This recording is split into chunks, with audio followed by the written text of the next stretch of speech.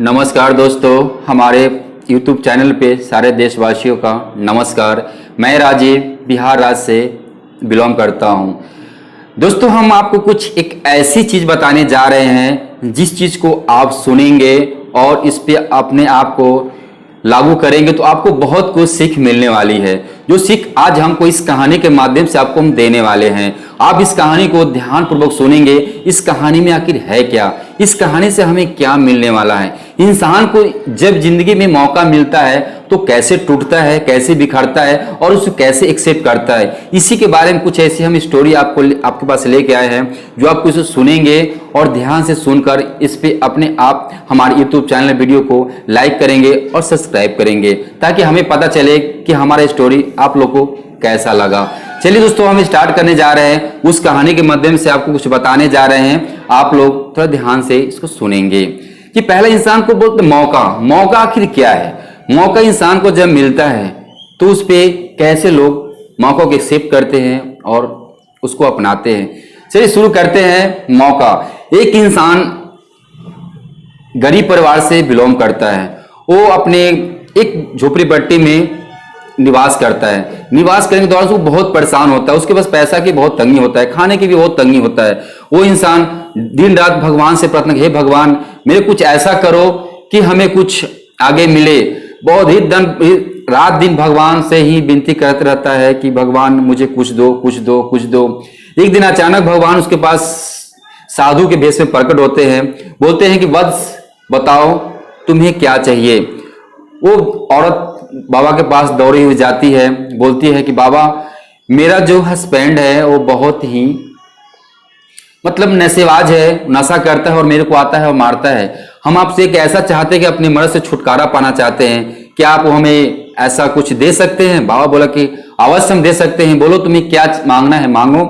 उस औरत ने दिल खोलकर बोलता है बाबा हमें हमारे पति को आप बंदर बना दो। बाबा ने बोलता है तथास्तु। उसका पति बंदर बन जाता है। बंदर बनने के बाद वो चला जाता है, गांव समाज में बहुत तंग करता है। लोग उसे मारता पीटता, ढेले से लाठी से मारते रहता है। उसको पत्नी को देखा नहीं जाता और पत्नी घर में रहते अकेले कि बोर हो जाती है। अब वो भी सोचती कि मैं जाऊं तो कहाँ जाऊं, मेरा पति भी जो जैसा भी था नशे था, जैसा भी था नशेबाज था, वो मेरा पति ही था। इस सोच कर फिर से बाबा को याद करता है। बाबा आता है, बाबा से बोलता है बाबा अब मैं अकेला क्या करूं, अकेला मेरे को मन नहीं लग रहा। आप मेरे ऐसा करो कि जो पति को जो बनाए हो मेरे को बना दो, हम पति पत्नी एक साथ रहें। भगवान उसको बोलते हैं तथास्तु और उसका पत्नी भी बंदरिया बन जाती है। दोनों एक साथ रहने लगती है। रहने के बाद दोनों एक साथ गांव में घूमते तो उसको लोग मारता पीटता, लाठी डंडे जो भी मिलता उसको मारने लगता। वो परेशान होकर फिर बाबा को याद करता है।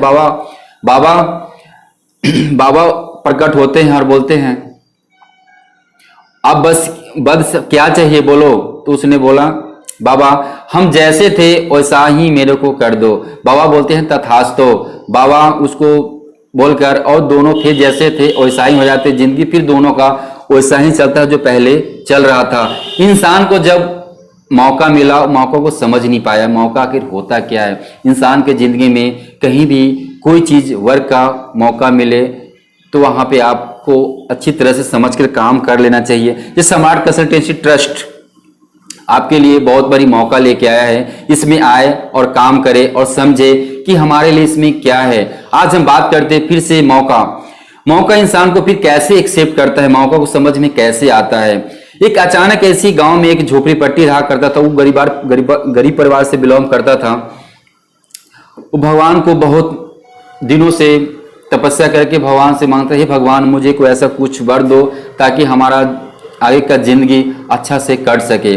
ऐसा करते करते भगवान एक दिन प्रकट होते हैं साधु के भेष में और बोलते हैं बच्चा मेरे को एक गिलास पानी पिलाओ। वो औरत जाती है, बोलती है कि बाबा को हाथ में पानी देकर बोलती है बाबा मेरे को कुछ ऐसा दो कि ताकि हमारा पूरा परिवार सुख शांति में चल सके।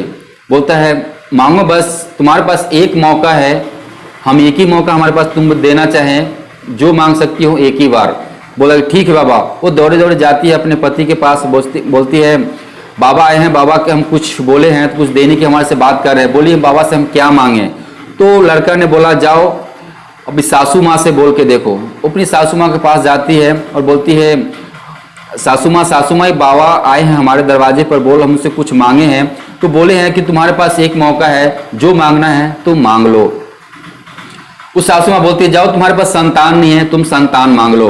वो लेडीज कुछ देर सोचती है, अपने मन में बैठ के सोच कर बोलती है कि हम मांगे तो क्या मांगे, जो हमारा पूरा परिवार सुख शांति से व्यतीत हो।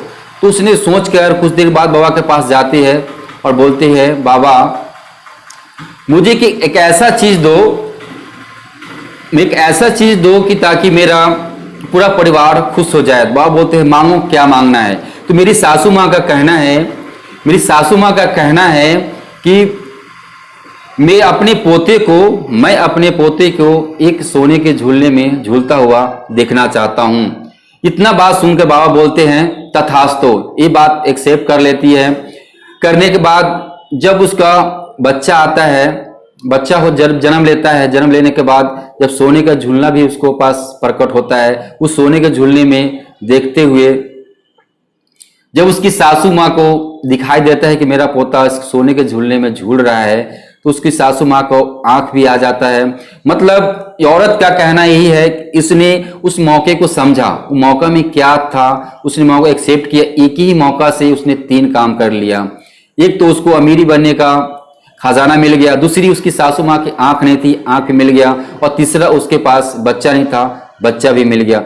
मैं दोस्त यही संदेश आपको देना चाहता हूं कि इंसान को जब कोई मौका मिले तो उस मौके को भुलाना नहीं चाहिए, एक्सेप्ट करना चाहिए और समझ के उस पर काम करना चाहिए। ऐसे ही हमारे कुछ सम्राट कंसल्टेंसी ट्रस्ट कुछ लेके आया है, बहुत सारे रोजगार लेके आया है, उस रोजगार पे हमें काम करना चाहिए, देखना समझ कि हमारे लिए क्या क्या काम है, वो करके आप खुद अपने परिवार को आत्मनिर्भर बना सकते हैं और खुद बन सकते हैं। ये हमारी संस्था का एक नारा है कि पूरे देशवासियों को एक आत्मनिर्भर बनाना है। So thanks, all the best.